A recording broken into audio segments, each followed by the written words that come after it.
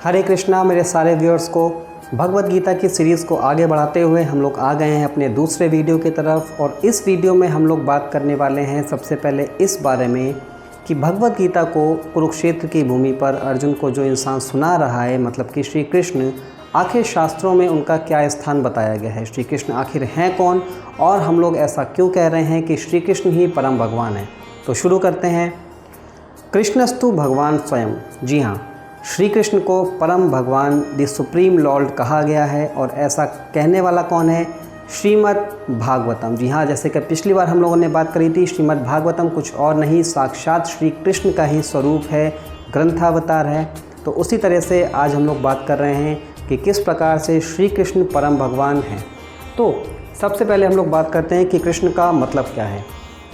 कृष का मतलब होता है सबसे अधिक सुंदर। जी हाँ, अगर हम लोग कृष्ण की बात करें तो उसमें से जो कृष शब्द आ रहा है, इसका मतलब क्या है कि ये चीज़, जो ये व्यक्ति हमारे सामने है, ये सबसे अधिक सुंदर हैं। और ना का मतलब है आनंद का सागर। इट मीन्स कि जो कृष्ण है वो सबसे अधिक सुंदर होने के साथ साथ सबसे ज़्यादा आनंद के, सबसे बड़े आनंद के सागर भी हैं। इनके संपर्क में जो भी आता है वो आनंद से भर जाता है। और इस प्रकार से सबसे सुंदर चीज़ हमारे सामने क्या है? श्री कृष्ण। सबसे बड़ा आनंद का सागर हमारे सामने क्या है? वो भी कौन है? श्री कृष्ण। आगे बात करते हैं तो श्री कृष्ण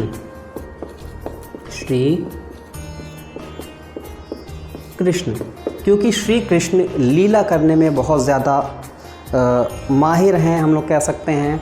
और श्री कृष्ण से अगर हम लोग कह रहे हैं कि श्री कृष्ण ही सुप्रीम लॉर्ड हैं, परम भगवान हैं, तो ऑब्वियस सी बात है कि भाई श्री कृष्ण से ही बाकी सारे एक्सपेंशंस भी होते होंगे, अन्य विस्तार भी यहीं से होते होंगे। तो सबसे पहले विस्तार कौन सी होती है श्री कृष्ण की, हम लोग देखते हैं।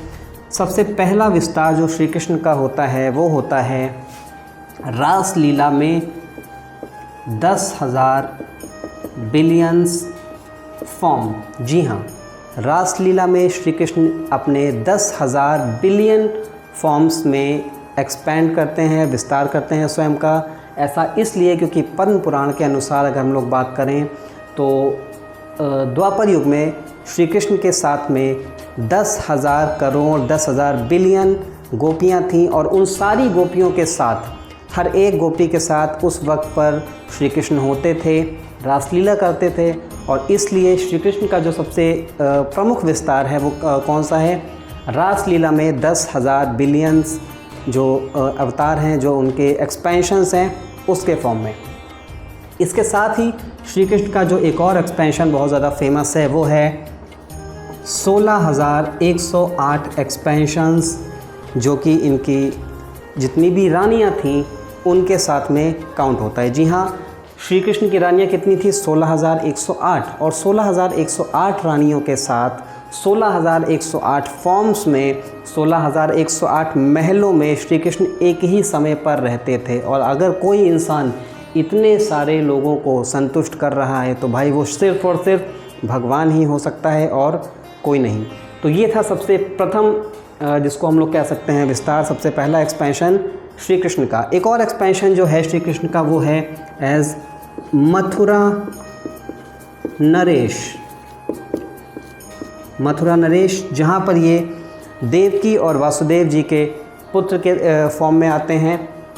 तो ये तीन जो फॉर्म्स हैं, जो ये तीन एक्सपेंशंस हैं, ये बहुत मेजर, बहुत ही प्रमुख इनके एक्सपेंशंस होते हैं। अब बात करते हैं आगे किस प्रकार से श्री कृष्ण से बाकी सारे अवतार या बाकी सारे एक्सपेंशंस निकल करके सामने आते हैं। तो पहला एक्सपेंशन जो श्री कृष्ण से आता है वो है एज बलराम जी। जी हाँ, बलराम जी सबसे पहले एक्सपेंशन हैं, सबसे पहले विस्तार हैं किसके? श्री कृष्ण के। बलराम जी की जो शक्तियाँ हैं, जो बलराम जी के सामर्थ्य है, वो सारे के सारे श्री कृष्ण के ही जैसे हैं, बट सिर्फ कॉम्प्लेक्शन का डिफरेंस होता है। श्री कृष्ण हैं श्याम सुंदर और बलराम जी हैं सफ़ेद कलर के। आगे बात करते हैं कि बलराम जी से हमें कौन कौन से एक्सपेंशंस देखने को मिलते हैं। तो बलराम जी से हमें एक क्वाड्रपल एक्सपेंशन देखने को मिलता है, 4 एक्सपेंशंस देखने को मिलते हैं, जिसमें जो पहला एक्सपेंशन है वो होता है वासुदेव का। वासुदेव जी का जो पहला एक्सपेंशन है वो हमें कहाँ से देखने के लिए मिलता है? बलराम जी से। दूसरा एक्सपेंशन हमें देखने को मिलता है वो है संकर्षण। वासुदेव के बाद संकर्षण नाम का जो एक्सपेंशन है वो भी हमें कहाँ से देखने को मिलता है? बलराम जी से ही। तीसरा एक्सपेंशन उसको हम लोग कहते हैं प्रद्युम्न।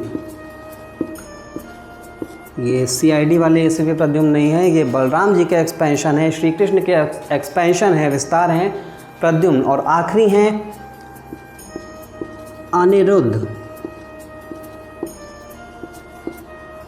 तो वासुदेव, संकर्षण, प्रद्युम्न और अनिरुद्ध, ये 4 एक्सपेंशन हमें देखने को मिलते हैं बलराम जी से।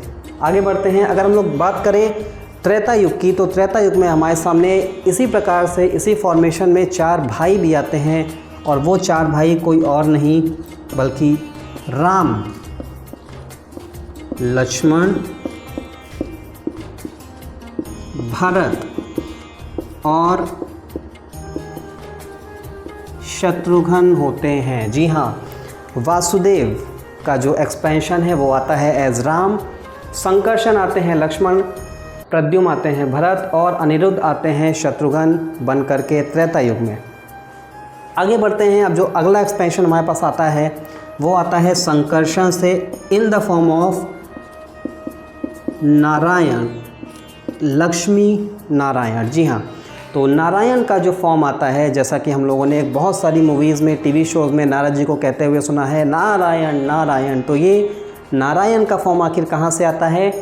संकर्षण से आता है नारायण का फॉर्म।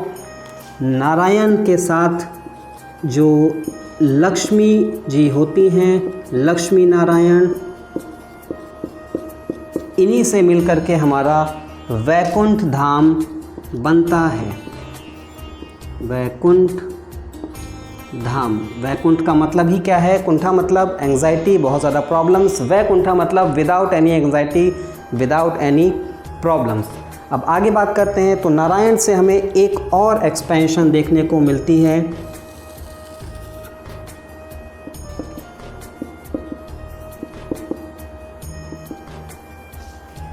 अगेन नारायण से हमें एक क्वाड्रपल एक्सपेंशन देखने को मिलता है, और ये क्वाड्रपल एक्सपेंशन कोई और नहीं, फिर से वासुदेव,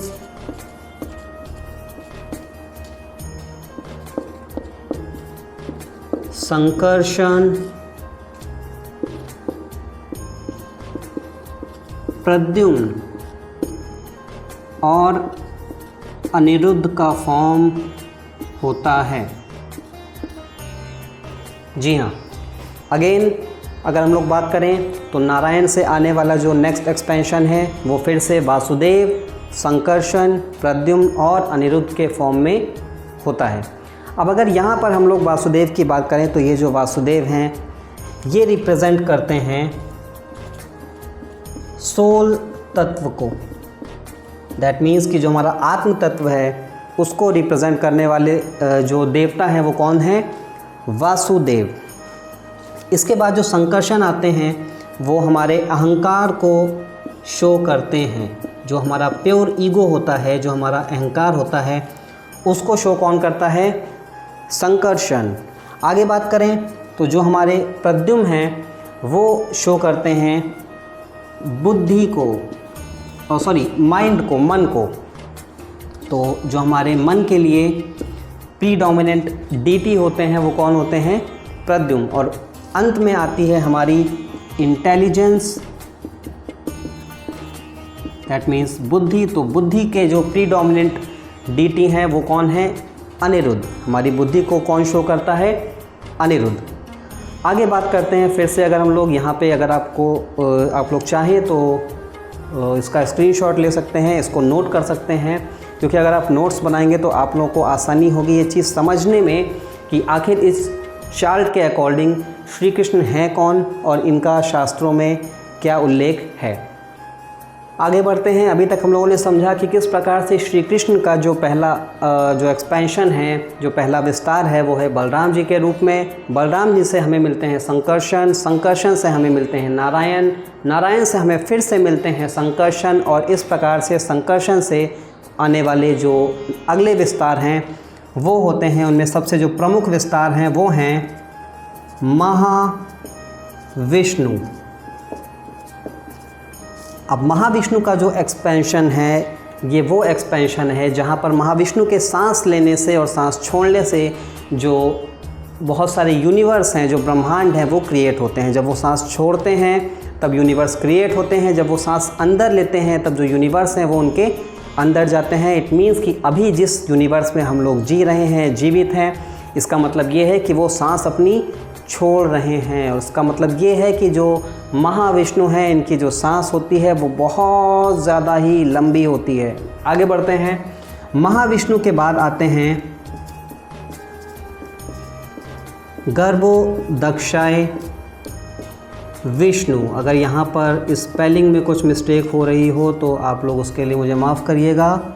गर्भोदक्षाय विष्णु। अब महाविष्णु के सांस छोड़ने पर जितने भी यूनिवर्स निकलते हैं, जितने भी ब्रह्मांड निकलते हैं, उन सभी ब्रह्मांडों के गर्भ में कौन से विष्णु स्थापित होते हैं?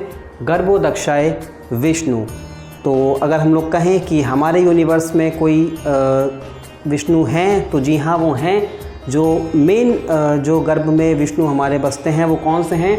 गर्भोदक्षाय विष्णु। और ये गर्भोदक्षाय विष्णु हमारे घर में नहीं बल्कि हमारे ब्रह्मांड के घर में, हमारे ब्रह्मांड के सेंटर में होते हैं।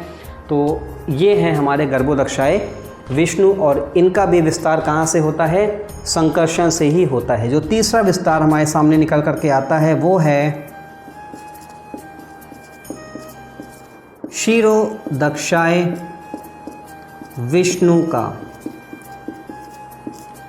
ये क्षीरोदक्षाय विष्णु कुछ और नहीं हैं, ये हमारे कण कण में विराजते हैं। आप लोगों ने सुना होगा कि लोग कहते हैं कि भाई भगवान तो कण कण में हैं। जैसे कि अगर हम लोग बात करें प्रहलाद महाराज की, तो प्रहलाद महाराज अपने पिताजी को जब ये चीज़ बता रहे होते हैं कि हे पिता, हे दैत्यराज हिरण्यकश्यप, वो अपने पिता को पिता नहीं बोलते हैं, दैत्यराज कहते हैं। वो क्या कहते हैं कि हे दैत्यराज हिरण्यकश्यप, कण कण में भगवान विराजते हैं। और ये बताते हुए जब वो चारों तरफ अपने पिताजी को इशारा करके समझाते हैं तो वो ये नहीं समझ पाते हैं कि आखिर मेरे पिता को ये बात समझ में क्यों नहीं आ रही है। क्योंकि वो एज अ फ्लैटरी ये नहीं कह रहे होते हैं, वो किसी का मजाक बनाने के लिए ये चीज़ नहीं कह रहे होते हैं कि भगवान कण कण में है। वो प्रहलाद महाराज जेन्युइनली ये चीज़ देख पा रहे होते हैं कि भगवान तो हर जगह है, लेकिन मेरे पिताजी को क्यों नहीं दिखाई दे रहे हैं।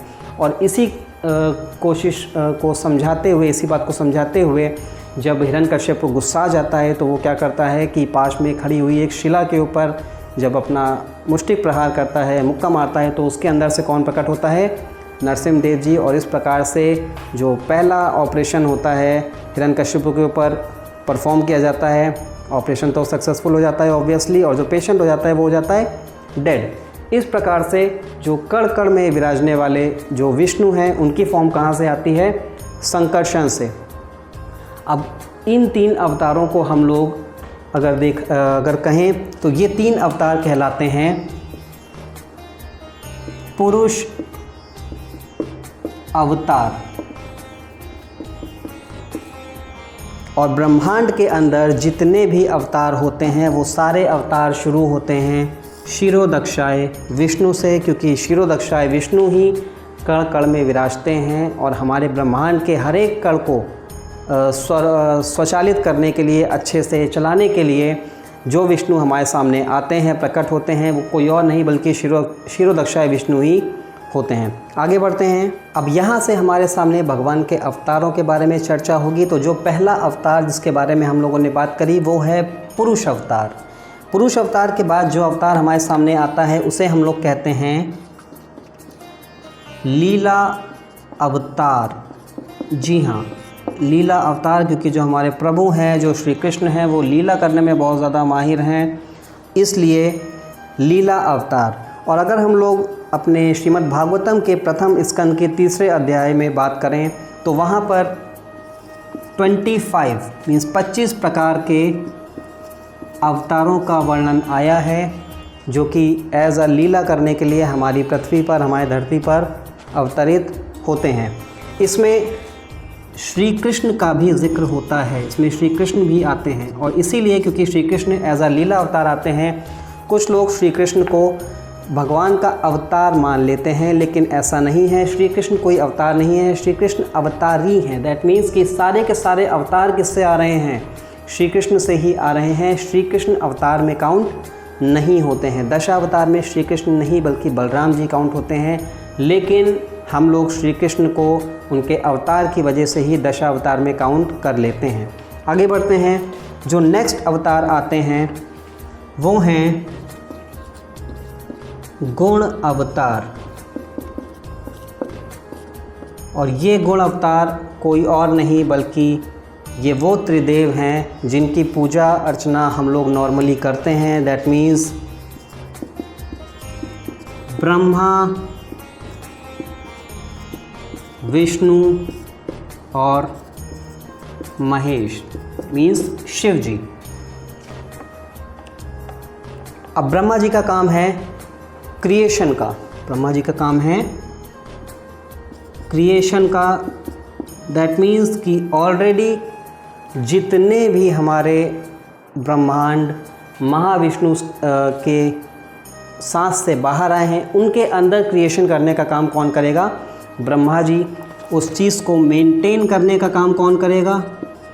विष्णु जी। और उसमें किसी भी प्रकार के डिस्ट्रक्शन को लाने का काम कौन करता है? शिव जी। और इनमें से सबसे ज़्यादा कठिन कार्य क्या है? क्रिएशन आसान है। अगर हमें कोई चीज़ क्रिएट करनी है तो हम थोड़े बहुत ज्ञान के साथ उस चीज़ को क्रिएट कर सकते हैं। डिस्ट्रॉय करनी है तो हम लोग थोड़े बहुत सोर्स मटेरियल और पावर के साथ उसको डिस्ट्रॉय भी कर सकते हैं। लेकिन अगर हमें उस चीज़ को मेंटेन करना है तो मेंटेनेंस सबसे ज़्यादा कठिन कार्य होता है। पढ़ाई करना शुरू करना बहुत आसान है, पढ़ाई करना ख़त्म करना बहुत ज़्यादा आसान है, लेकिन पढ़ाई को मेंटेन रखना बहुत ज़्यादा कठिन होता है। जिम जाना शुरू करना आसान है, जिम जाना रोक देना बहुत ज़्यादा आसान है, लेकिन जिम जाते रहना बहुत ज़्यादा कठिन है। सात्विक भोजन करना स्टार्ट करना आसान है, सात्विक भोजन को बंद करना आसान है, लेकिन सात्विक भोजन सालों साल करते रहना ये बहुत ज़्यादा कठिन होता है। और इसके लिए विष्णु जी सामने आते हैं, क्योंकि ये त्रिदेव कोई और नहीं बल्कि हमारे ब्रह्मांड में जो 3 गुण हैं सतो रजो तमो, उसी को ही प्रदर्शित करते हैं। जो विष्णु जी हैं वो सतोगुण दैट मीन्स गुडनेस को रिप्रेजेंट करते हैं, जो ब्रह्मा जी हैं वो रजोगुण पैशन को, और जो महेश हैं जो हमारे शिव जी हैं वो तमोगुण या फिर इग्नोरेंस को स्पेसिफिकली प्रदर्शित करते हैं। अब इसका मतलब ये नहीं है कि जो हमारे शिव जी हैं वो तमोगुण में ही रहते हैं, जी नहीं, ऐसा नहीं है। इसका मतलब ये है कि जो शिव जी हैं, शिव जी की अनुमति के बिना कोई भी तामसिक कार्य नहीं हो पाएंगे। या ये कह लें कि जितने भी तामसिक जीव हैं, जितने भी भूत प्रेत हैं, जो पिशाच हैं, जो ब्रह्म राक्षस हैं, जितने भी मदिरा पीने वाले हैं, दारू पीने वाले हैं, भांग पीने वाले हैं, टंगड़ी नोचने वाले हैं, इन सब का उद्धार करने का जिम्मा किसके पास है? शिव जी के पास, क्योंकि he is very very pure. अब तमोगुण के डिपार्टमेंट को संभालना लेकिन उसमें लिप्त ना होना, ये काम कौन कर सकता है भाई? एक प्योर आत्मा ही कर सकती है। इसीलिए सबसे ज़्यादा डिफ़िकल्ट टास्क इन तीनों में अगर देखा जाए तो वो कौन सा है? तमोगुण के डिपार्टमेंट को संभालने वाला कार्य है। और ये कार्य किसको मिला है? शिव जी को, और वो अपने कार्य को बहुत ही ज़्यादा अच्छे से करते हैं। इसका मतलब ये नहीं है कि वो तामसिक हैं। सिमिलरली जो ब्रह्मा जी हैं वो भी रजोगुण को सिम्बलाइज़ करते हैं, पर इसका मतलब ये नहीं है कि वो रजोगुण में रहते हैं। रजोगुण का इस्तेमाल वो करते हैं क्रिएशन करने के लिए। सिमिलरली जो विष्णु जी हैं वो भी सतोगुण के ऊपर हैं, लेकिन सतोगुण का इस्तेमाल करते हैं टू मेंटेन एवरीथिंग। आगे बढ़ते हैं। गुणावतार की बात हमारे पास आते हैं आवेश अवतार। अब आवेश अवतार का मतलब होता है कि अगर हमने किसी काम को संपन्न करने के लिए किसी इंसान को, किसी जीवात्मा को थोड़ी सी पावर दे दी तो वो हमारा किस में आता है? आवेश अवतार। जैसे कि हम लोग बात करें तो आवेश अवतार का मतलब होता है थोड़ी सी शक्ति किसी को प्रदान करना, ये हमारा कहलाता है शक्ति का आवेश करवाना। अब शक्ति का आवेश 2 प्रकार से होता है। पहला है भगवत आवेश, भगवत आवेश, जिसमें आते हैं भगवान कपिल,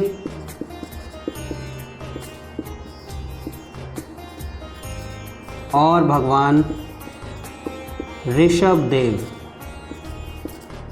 ये हमारे आते हैं भगवत आवेश में। जो दूसरा आवेश होता है वो होता है शक्ति का आवेश, जिसे हम लोग शाक्तावेश भी कहते हैं।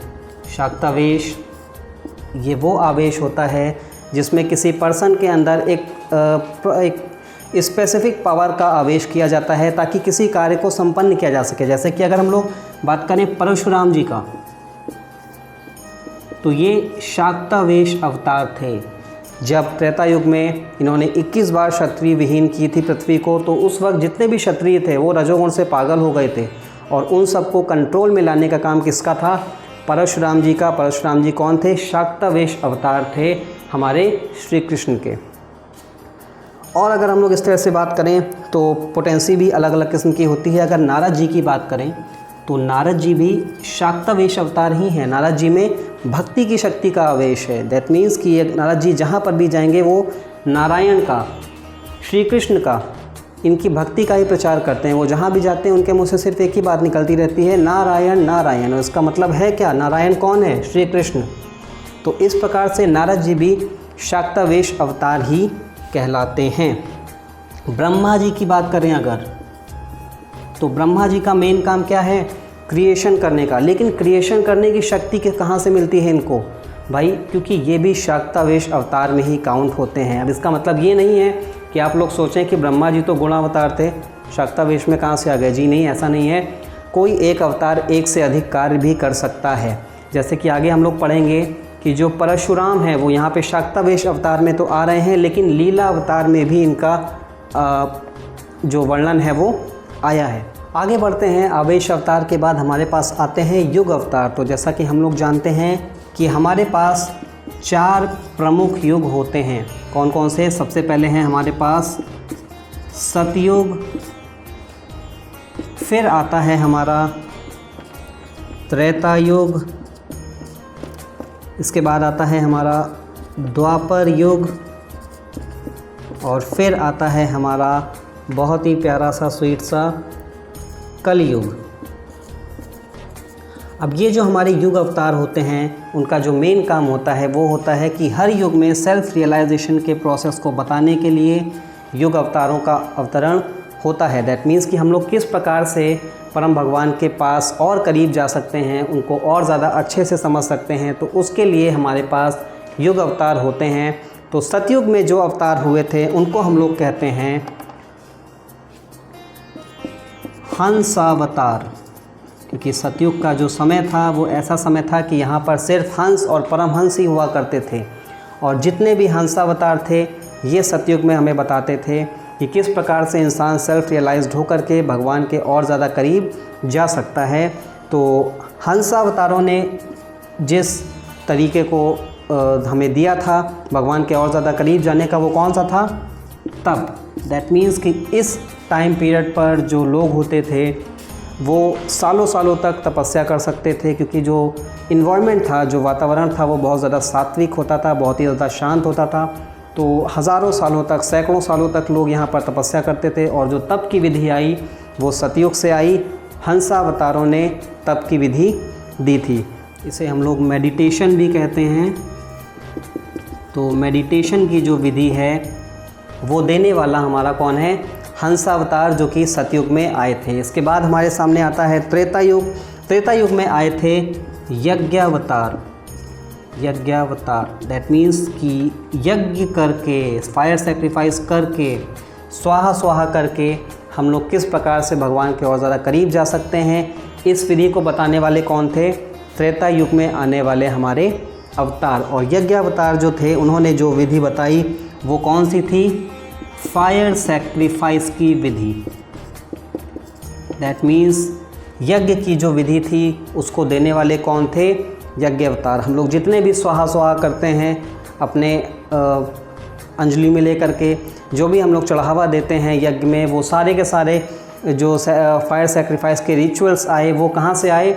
यज्ञ अवतार से आए। वो सारे के सारे हमारे त्रेता युग से आए। तो त्रेता युग में आए हुए जो अवतार थे, जिन्हें हम लोग यज्ञ अवतार कहते हैं, उन्होंने हमें फायर सेक्रीफाइस की विधि बताई। इसके बाद आते हैं द्वापर युग, और द्वापर युग में आते हैं साक्षात श्री कृष्ण। श्री कृष्ण आते हैं और ये फिर हमें देते हैं विग्रह पूजा, दैट मीन्स कि मूर्ति पूजा। अब जो लोग कहते हैं कि मूर्ति पूजा बेकार होती है, बकवास होती है, ऐसा नहीं करना चाहिए, उन लोगों के लिए बता दें कि भाई विग्रह पूजा हम लोग नहीं कर रहे हैं।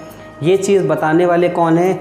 स्वयं श्री कृष्ण, स्वयं परम भगवानों ने बताई है। स्वयं परम भगवान ने ये चीज़ बताई है कि विग्रह पूजा आप करो, विग्रह सेवा आप करो। आप जितनी ज़्यादा विग्रह की सेवा करोगे उतने ज़्यादा, उतने निकट, उतने करीब आप पहुंच पाओगे। किसके? श्री कृष्ण के, परम भगवान के। और विग्रह पूजा को देने का युग कौन सा था? द्वापर युग। इसको बताने वाले कौन थे? श्री कृष्ण। और जो कलयुग हमारा चल रहा है, इसमें हमें जो सेल्फ रियलाइजेशन की प्रोसेस है उसको बताने के लिए कौन आए? श्री कृष्ण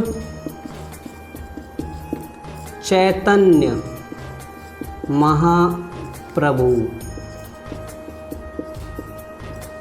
श्री कृष्ण चैतन्य महाप्रभु। अगेन श्री कृष्ण चैतन्य महाप्रभु ये कोई और नहीं है बल्कि साक्षात श्री कृष्ण ही हैं। श्री कृष्ण चैतन्य, राधा कृष्ण ना ही अन्य, ये हैं हमारे श्री कृष्ण चैतन्य महाप्रभु। और ये आए कलयुग में। इन्होंने जो विधि हमको बताई उसे हम लोग क्या कहते हैं? उसे हम लोग कहते हैं हरि नाम संकीर्तन। जी हाँ, जितने भी लोग आप लोगों को भजन करते हुए दिखते हैं, कीर्तन करते हुए दिखते हैं, हरि का नाम लेते हुए दिखते हैं, वो सारी विधि हमको बताने वाला कौन था?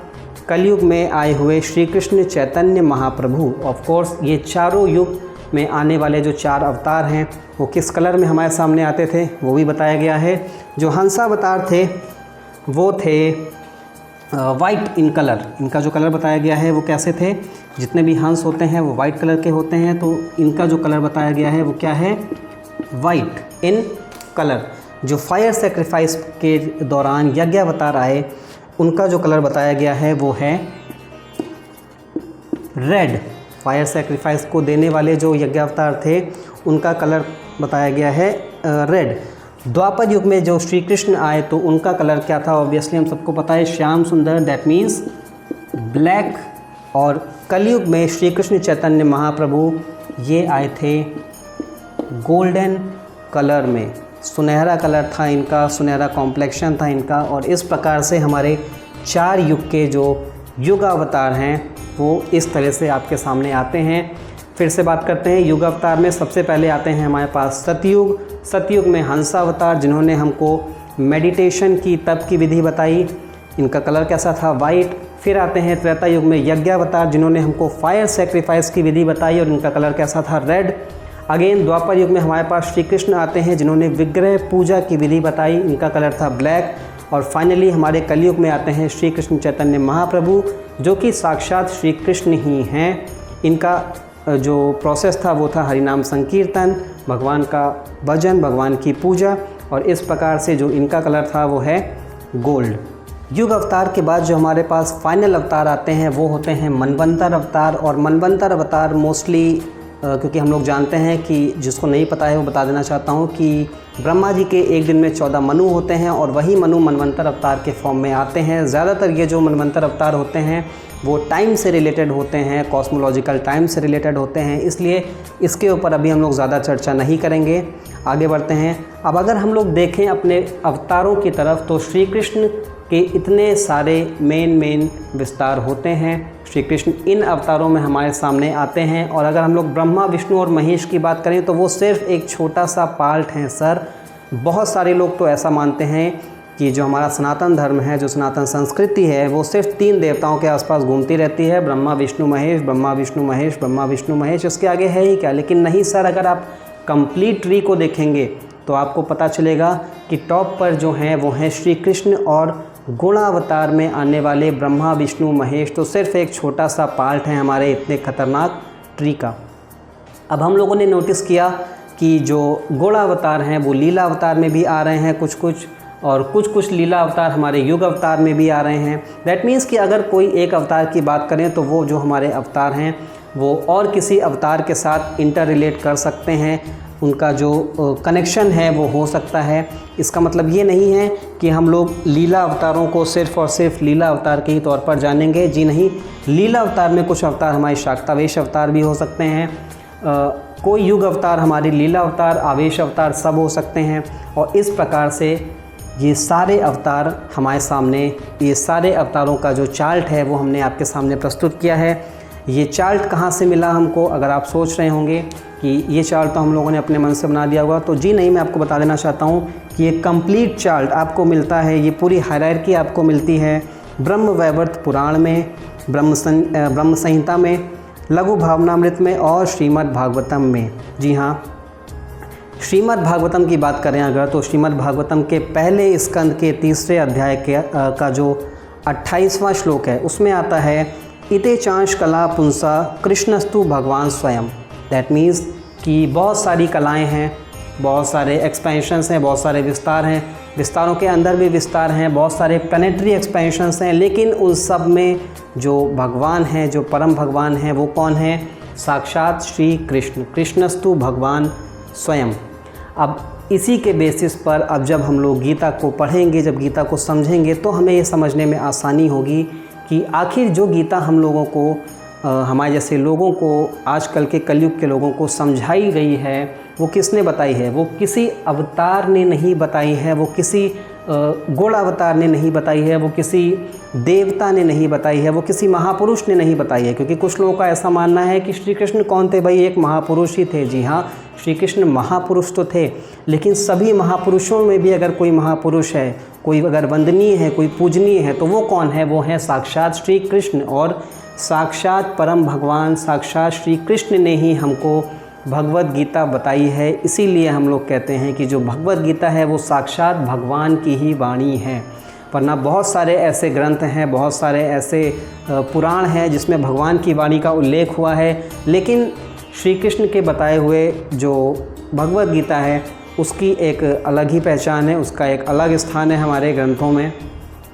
इसी प्रकार से अगर इन आवेश अवतारों, इन युग अवतारों, इन लीला अवतारों और गुण अवतारों की बात हम लोग करें तो बातें आती हैं कलाओं की। और कलाओं के मीडियम में भी अगर हम लोग देखें, अगर हम लोग कलाओं से कंपेयर करें, तो भी श्री कृष्ण में सबसे ज़्यादा कलाएं मानी जाती हैं किसी भी अवतार के कंपैरिजन में। जी हाँ, ये कैसे? अगर हम लोग श्री कृष्ण की बात करें तो ऐसा कहा जाता है कि श्री कृष्ण के अंदर 64 कलाएं थी। वैसे तो भगवान में अनंत कलाएं हैं, लेकिन उन अनंत कलाओं में से भी जो मेजरली कुछ कलाओं की गिनती होती है वो कितनी है? 64। तो श्री कृष्ण में 64 कलाएं थी, ऐसा कहा जाता है, और ये वर्णित भी है श्रीमद् भागवतम में। आगे बात करें, अगर श्री कृष्ण के बाद जितने भी विष्णु फॉर्म्स आते हैं, जितने भी विष्णु के विस्तार आते हैं, उन सब में कितनी कलाएं हैं? अगर श्री कृष्ण में 64 कलाएं हैं तो विष्णु के सारे अवतारों में कितनी कलाएं हैं? जी हैं, उनमें जो कलाएं हैं वो हैं सिर्फ और सिर्फ 60। श्री कृष्ण में 64 कलाएं हैं, लेकिन विष्णु के सारे फॉर्म्स में कितनी कलाएं हैं? 60। इसके बाद आते हैं शिव जी। अगर शिव जी की बात करें तो शिव जी में जो कलाएं हैं वो हैं 55 इन नंबर्स। दैट मीन्स कि श्री कृष्ण में 64, विष्णु जी में 60 और शिव जी में 50। और उसके बाद आते हैं हमारे त्रिदेव में से सबसे ज़्यादा फेमस ब्रह्मा जी।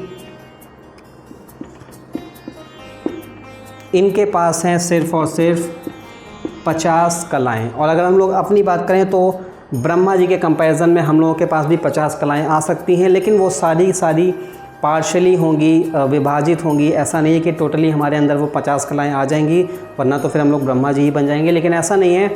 एक जो जीवात्मा है, जो एक इंसान है, उसमें 50 कलाएँ हो सकती हैं, बट वो सारी कलाएँ पार्शली होंगी, टोटली हमारे अंदर एग्जिस्ट नहीं कर सकती हैं।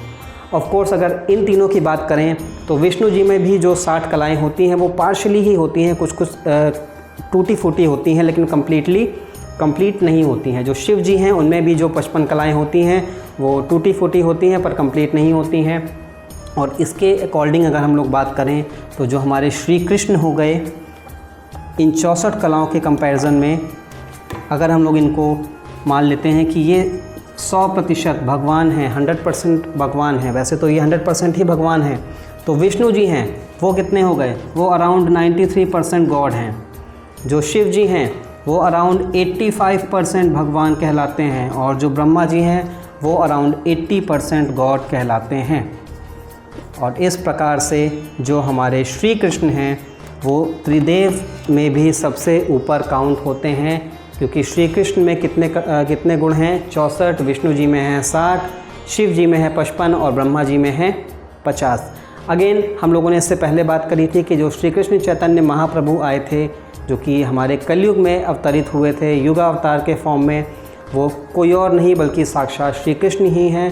तो जी हाँ, जो श्री कृष्ण चैतन्य महाप्रभु थे उनमें भी 64 कलाएँ ही थीं। वो साक्षात श्री कृष्ण का ही रूप थे, उनमें भी 64 कलाएँ ही थीं। और इस प्रकार से हमारा ये कंप्लीट ट्री, हमारा ये कंप्लीट चार्ट कि श्रीमद् भगवद गीता को बताने वाले श्री कृष्ण कौन थे, ये कंप्लीट होता है। इसी के साथ हमारा आज का वीडियो हम लोग समाप्त करते हैं। आज हम लोगों ने जाना कि किस प्रकार से जो श्री कृष्ण हैं वो स्वयं परम भगवान हैं। श्री कृष्ण का हमारे शास्त्रों में क्या उल्लेख है, उनका क्या स्थान बताया गया है हमारे शास्त्रों में, ये सब कुछ हम लोगों ने जाना आज की वीडियो में।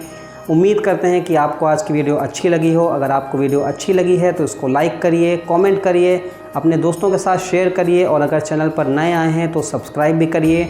मिलते हैं अगले वीडियो में, तब तक के लिए हरे कृष्णा।